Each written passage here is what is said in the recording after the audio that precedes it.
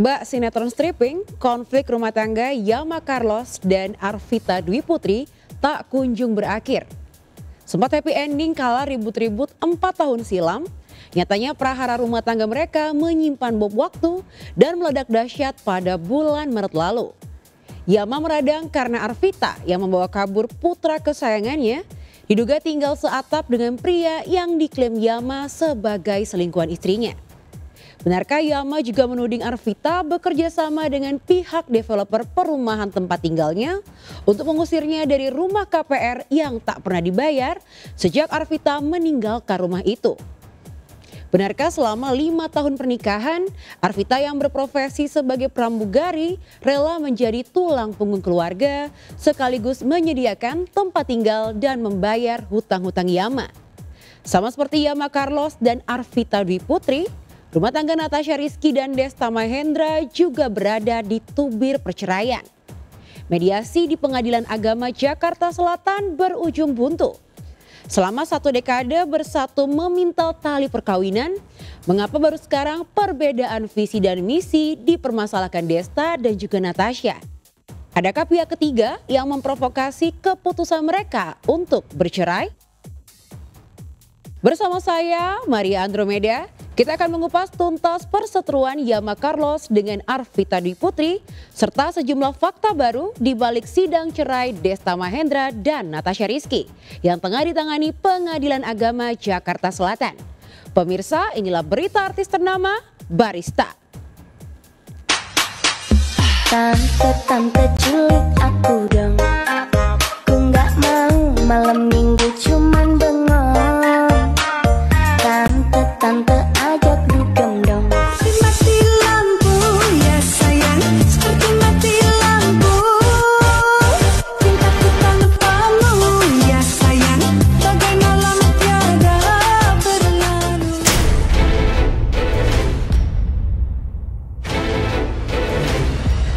Di tengah syuting dan promo film layar lebar bergenre horor yang dibintanginya bersama newcomer Bulan Sutena, Yama Carlos harus menghadapi kasus pelik rumah tangganya. Namun sebisa mungkin, nominator aktor terbaik FFI 2009 dalam film Rumah Maida ini berusaha fokus berakting saat sutradara meneriakkan kata action. Namun setelah syuting selesai, Yama seolah gamang ingin pulang. Kehangatan keluarga kecil dan pelukan dari anak dan istri yang menjadi penyemangatnya untuk pulang sudah tidak ada lagi, seolah direnggut paksa dari hidupnya. Saya di sini sebagai ayah kandung dari Marco Carlos. Ini yang bisa saya lakukan. Ini saya belum tidur ini. Mas datang di jam berapa nih? Jam 10 kurang ya. Jam 10 pagi. Saya udah gerak tuh dari jam 12 malam. Jam 12 kurang. Itu untuk mencari suatu kebenaran. Itu untuk mencari suatu kebenaran. Terus terang, Mark, anak saya, anak kami itu bukan, saya tidak bermaksud sama sekali untuk memisahkan. Bahkan sudah berkali-kali saya bilang, ini Marco saya bawa, saya amankan, karena saya refleksi dengan kejadian-kejadian sebelumnya yang mana bapaknya duluan lah yang membawa anak dan saya dipisahkan, dan saya nggak mau itu terjadi lagi gitu loh. Dan kata lain, saya bawa Marco itu hanya untuk sementara aja.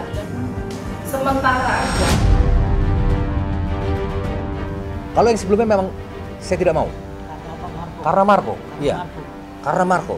Meskipun ada peristiwa yang membuat saya menurut saya tidak layak, ya, di dia, tapi tetap saya pertahankan. Karena apa? Karena Marco. Karena saya ingin Marco tumbuh kembang di tengah-tengah kedua orang tuanya yang lengkap. Tapi kalau untuk sekarang, ayo. Ya, sejak Februari 2023 lalu, Yama merasa separuh jiwanya pergi. Di tanggal 21, bulan kasih sayang itu, terakhir kali ia mencium kening Marco saat pamitan kepada putra sematawayangnya itu untuk syuting film di luar kota. Namun sehari kemudian, tiba-tiba saja Arvita mengirim WhatsApp yang isinya sangat menyakitkan. Saat ia berpikir badai rumah tangganya sudah berlalu, nyatanya Arvita sudah menyusun skenario untuk membawa kabur Marco, lalu menggugat cerai dirinya. Selama belum ada status sah perceraian, anak itu kan masih haknya sama. Dia masih punya hak untuk ketemu ayah kandungnya. Sekali lagi, otaknya di mana coba? Kok mau semua kok suka-suka mereka, suka-suka dia, mau buat hukum sendiri. Yang saya sayangkan, kenapa sih setiap ada masalah rumah tangga selalu jadi konsumsi publik? Kenapa selalu dibawa media, dimunculkan ke sosial media gitu? Saya ini perempuan, saya ini seorang ibu dari anaknya. Kenapa saya diperlakukan seperti itu gitu? Walaupun terlepas dari salah atau enggaknya saya, tolong, dia juga punya seorang ibu. Tolong saya dilihat. Saya ini seorang ibu dari anaknya yang gak akan mungkin jahat sama anaknya. Kenapa saya bisa dibilang saya menculik anak, saya membawa kabur anak? Pada kenyataannya saya mau mempertemukan dia sama anakku gitu. Dia waktu preskon kan berusaha keras untuk mengeluarkan air mata itu, untuk menurut saya untuk mengambil hati masyarakat, mengambil hati netizen, terus mau dibungkus dengan keyakinan, mau dibungkus dengan hal yang suci. Padahal saya udah tahu kartunya semuanya.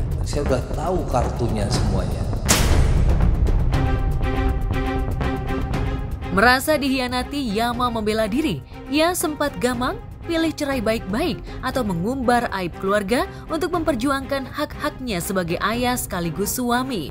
Akhirnya, Yama memilih pilihan kedua. Bak macan yang dibangunkan dari tidurnya. Yama yang tak terima dipisahkan dari Marco, putra sematawayangnya, getol mengumbar aib Arvita. Lucu ya kalau misalnya pihak kami dilaporin. Yang ninggalin rumah duluan siapa deh? Sana kan mau berbicara baik kan? Sana kan mau berbicara seolah-olah tuh semuanya tuh baik, halal tuh buat. Tapi dari satu poin aja yang pertama, ketika sang suami kerja di luar kota, istri tinggalin rumah loh, tanpa seizin suami. Itu baik atau enggak? Ya memang begini Mbak, setiap kali saya minta berpisah, dari Yama ini selalu kasih ultimatum ya, seperti ultimatum ke saya. Dia bilang, sampai mati pun saya tidak akan pernah mau berpisah atau menceraikan saya gitu. Jangan nilai saya tidak mau bercerai dan tidak mau berpisah sama dia. Dan jangan itu dinilai saya masih nggak bisa move on, masih baper. Apalagi saya nggak berbicara dengan wanita itu karena saya menggantungkan hidup saya di dia. Itu parah sih. Nanti akan saya buktikan di pengadilan. Ya, meski hatinya tersakiti, Yama menyiratkan bahwa dirinya masih mencintai Arvita. Terang-terangan ia menyatakan tidak terima digugat cerai Arvita pada Maret 2023 lalu. Ia menganggap alasan gugatan cerai Arvita sangat tidak masuk akal dan sengaja dibuat-buat untuk menutupi kesalahan Arvita. Yama menuding Arvita selingkuh dengan pria berinisial R dan hidup seatap dengan pria yang kabarnya berstatus suami orang itu. Gugatan yang diajukan ini dengan alasan yang tidak dapat dipertanggungjawabkan, tidak dapat dibuktikan. Kenapa? Karena gugatan ini diajukan dengan dua alasan. Alasan yang pertama adalah mengenai penyesalan perbedaan keyakinan.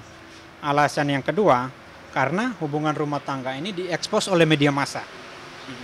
Kami menilai gugatan ini tidak masuk akal. Gugatan ini mengada-ada karena gugatan ini terkesan untuk menutupi kesalahan yang dibuat.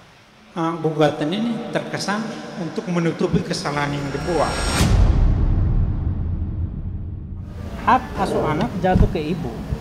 Tetapi apabila di pengadilan dapat dibuktikan bahwa adanya tindakan yang tidak patuh dan tidak wajar, itu bisa saja pengadilan memutuskan hak asuh anak jatuh ke ayah.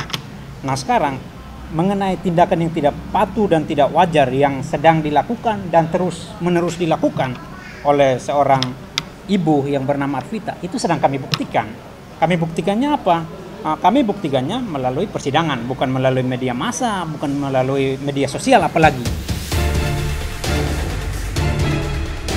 Lalu benarkah Yama memenuhi janji yang diucapkannya di depan wartawan dengan melaporkan Arvita atas dugaan perzinahan? Yang dilaporkan, memang kami baru menerima kemarin informasi dari Arvita bahwa Arvita akan diperiksa tanggal 7 ya, kalau nggak salah ya, 7 Juni di Polres Tangsel ya. Jadi apa yang dituduhkan itu buat kami ya tidak masuk akal gitu. Tapi walaupun seperti itu, kami tetap mendorong Mbak Arvita tetap hadir di pemeriksaan tersebut, memberikan klarifikasi ke penyidik kepolisian di Polres Tangsel. Maret, April hingga bulan Mei berlalu, konflik Yama versus Arvita yang di backing R justru semakin mendidih. 4 tahun lalu saat rumah tangganya juga diwarnai isu perselingkuhan Arvita dan mereka sempat pisah rumah, Yama dan Arvita sepakat untuk kembali mendayung biduk pernikahan bersama dalam keadaan suka dan duka. Yama pun menulis quote yang bikin baper netizen. Dunia mungkin menginginkan kita berpisah, tetapi Tuhan menghendaki kita bersatu. Tapi sekarang benarkah karena harga dirinya merasa diinjak-injak, Yama mantap bercerai dari Arvita? Sudah kelewat batas. Ya. Saya yang dikondisikan seperti ini, tapi saya digugat cerai. Memaafkan iya, tapi proses hukum lanjut. Saya minta untuk pihak sana disudahi lah. Ini bukan pertempuran, ini bukan peperangan. Ya, ini saya hanya minta berpisah dengan baik-baik. Nggak ada saya mau seperti ini. Karena memang udah berkali-kali ya kami ini ribut-ribut. Selama ini saya maju mundur. Karena saya ingat anak, berat di anak gitu. Saya nggak mau anak saya ini nanti kekurangan kasih sayang dari ayah kandungnya. Tapi yang menjadi titik balik saya adalah saat almarhum bapak saya meninggal tahun lalu, akhir tahun lalu itu. Dimana saya berpikir, saya nggak mau gitu loh jadi anak yang durhaka, anak yang akan memberatkan jalan almarhum di alam sana, Mbak. Itu sih, jadi saya berdoa sama Allah, ya Allah, kalaupun memang ini jalan yang harus tempuh, perpisahan itu berat, Mbak, berat sekali.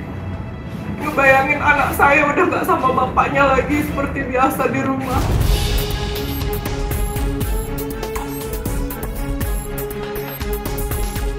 Bukti digital memang tidak mungkin berbohong.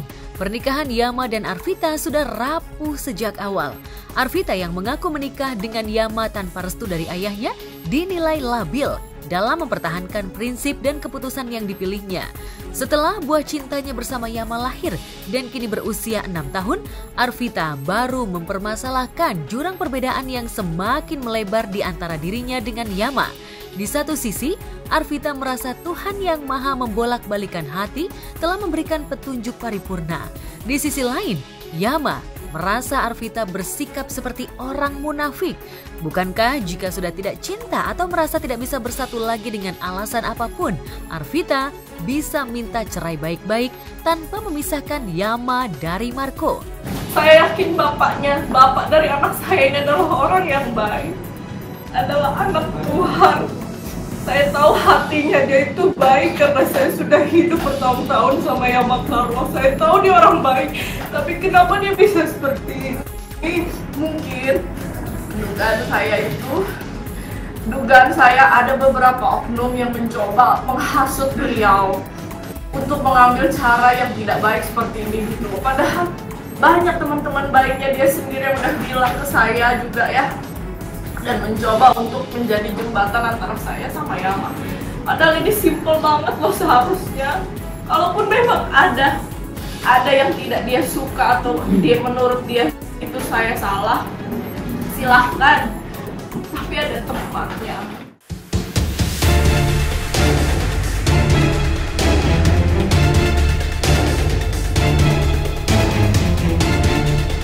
Perjuangan Yama untuk bertemu Marco sedikit banyak mengundang decak kagum netizen.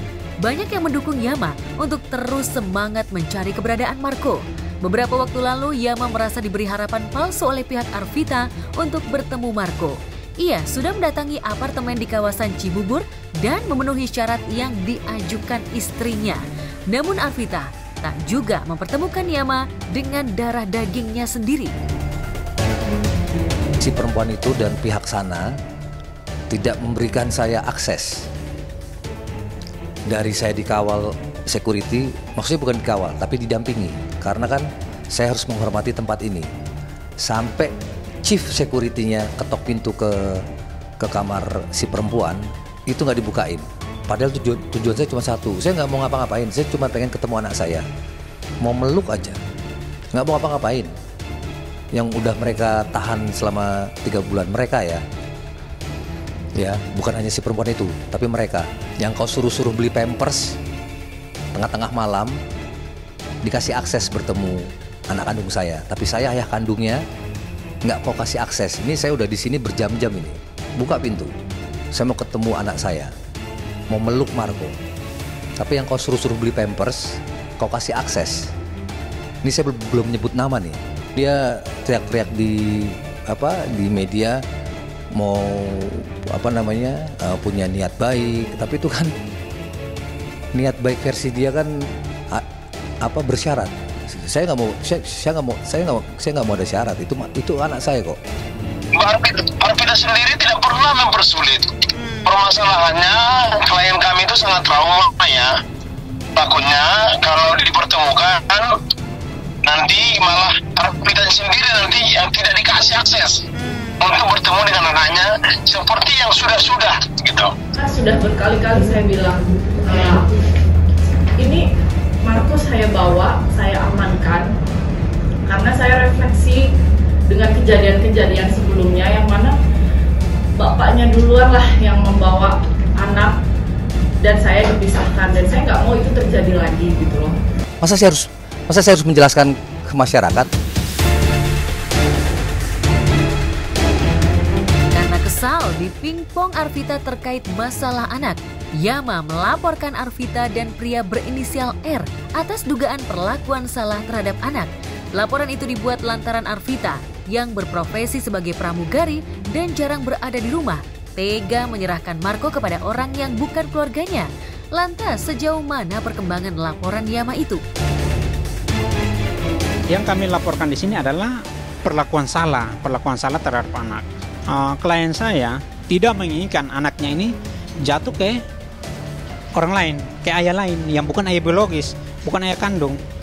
Karena kami menduga, bahkan kami mempunyai bukti yang kuat, baik foto, baik video, baik informan yang mau dibilang informan yang cukup valid, bahwa Arvita pergi dari rumah itu dengan laki-laki lain. Nah sekarang logikanya gini, bagaimana mungkin seorang Yama Carlos menyetujui, mengiyakan anaknya dibawa pergi sama laki-laki lain yang bukan saudaranya, yang bukan keluarganya, bukan pamannya. Hati orang tua siapa yang nggak sakit? Mereka mau bantah-bantah, mereka mau bilang nggak tinggal serumah, silakan bantah. Ya, nggak bisa saya.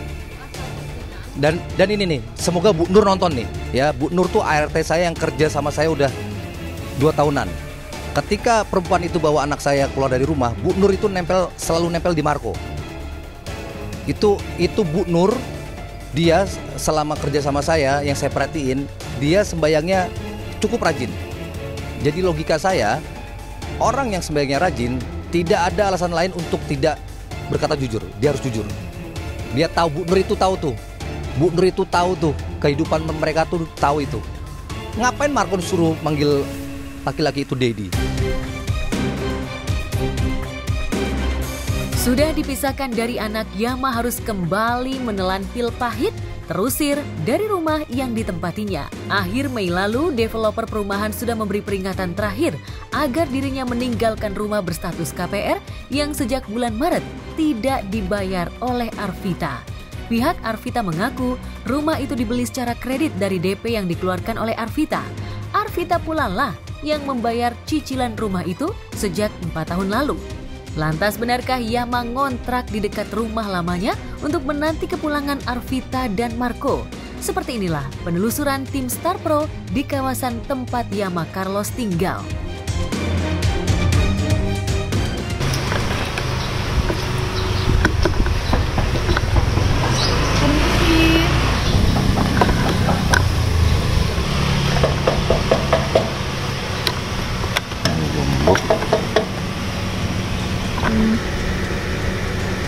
Sengaja klien kami itu masih ada di sekitaran rumah itu membuat strategi bahwa seolah-olah klien kami itu masih berada di situ. Untuk apa?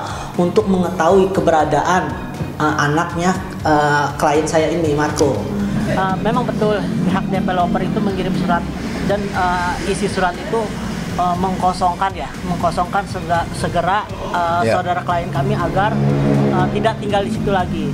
Tapi nyatanya emang dari awal dia tidak tinggal di situ lagi. Bukannya Mas Yama ini nggak mau bayar ya, cuman gini, dia nggak tahu per bulannya itu berapa ya Bang ya. Yang awalnya itu kan Vita sendiri, Arvita yang beli rumah itu gitu.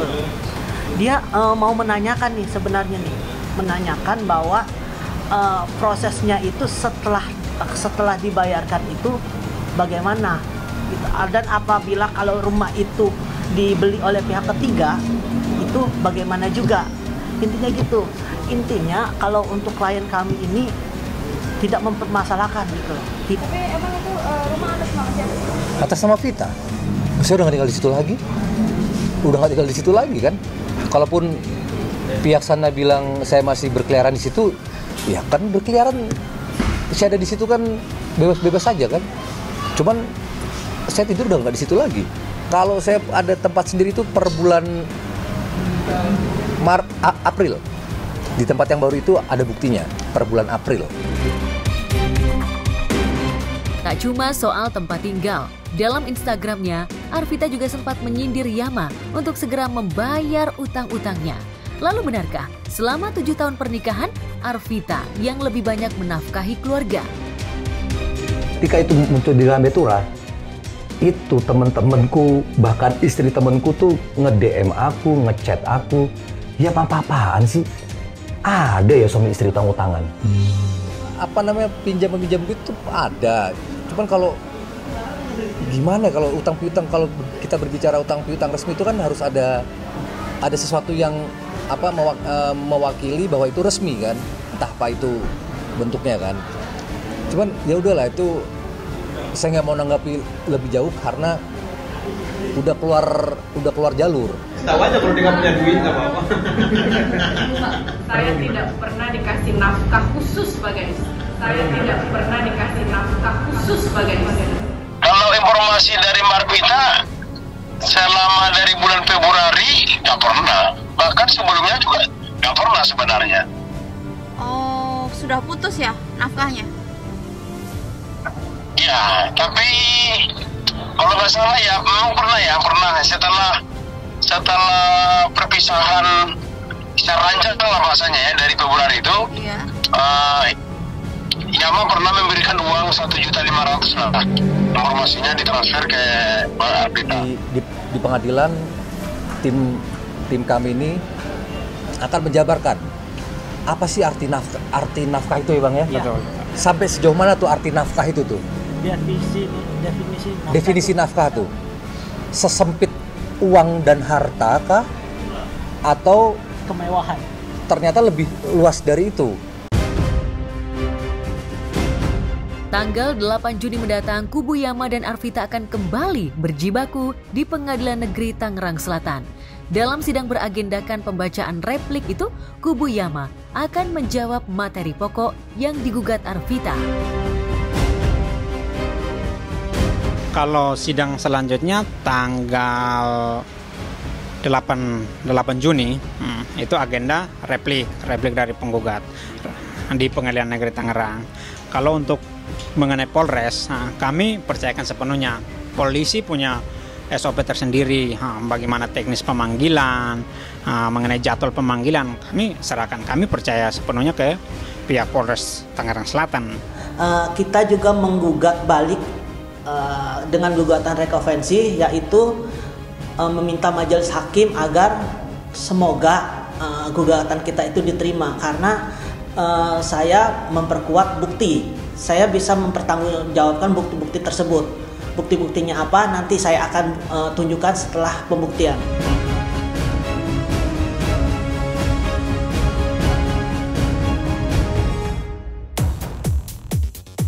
Sama seperti Yama dan Arvita, Dedi Mahendra Desta dan Natasha Rizky juga sudah tidak bisa didamaikan di sidang mediasi. Lantas, apakah materi sidang Desta versus Natasha juga membahas harta gono gini?